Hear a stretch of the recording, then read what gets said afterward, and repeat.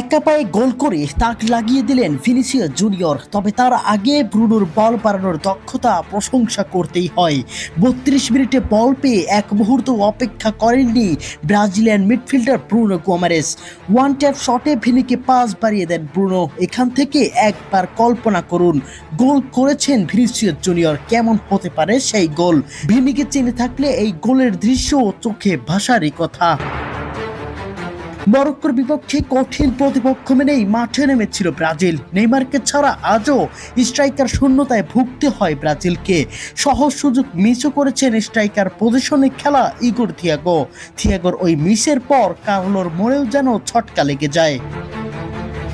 পরক্ষণেই মরক্কোর মিডফিল্ড থেকে বাড়ানো অসাধারণ থ্রোতে গোল হজম করে ব্রাজিল। বিশ্বসেরা দুই ডিফেন্ডার মিলেও এই অ্যাটাক ঠেকাতে ব্যর্থ ব্রাজিল। আর তাতেই গোল হজম করে কিছুটা ছন্ন ছাড়া ব্রাজিল। একের পর এক মিস পাসে নিজেদের গুছিয়ে নিতে পারছিল না তারা।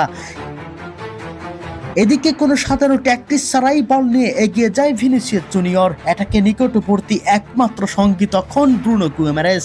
বল নিয়ে বাড়ানোর সুযোগ না থাকায় ব্রুনোকে বল পাস করেন ভিনি। ওখান থেকে এক মুহূর্ত অপেক্ষা করেননি ব্রুনো, সাথে সাথেই পাস বাড়ান ভিনির উদ্দেশ্যে। আর এখান থেকেই চোখ ধাঁধানো গোল ভিনিসিয়াস জুনিয়রের। একাই বল বানালেন, একাই গোল করলেন। একটা টাচ, একটা ড্রিবল, সাথে বিখ্যাত নিউ ইয়র্ক জার্সি স্টেডিয়ামে ইতিহাস গড়লেন ভিনিসিয়াস জুনিয়র। কার্লো আনচেলত্তির সবচেয়ে পছন্দের ছাত্র ভিনির এই গোল দেখে বুকে জড়িয়ে নিতেও ভুল করেননি তিনি।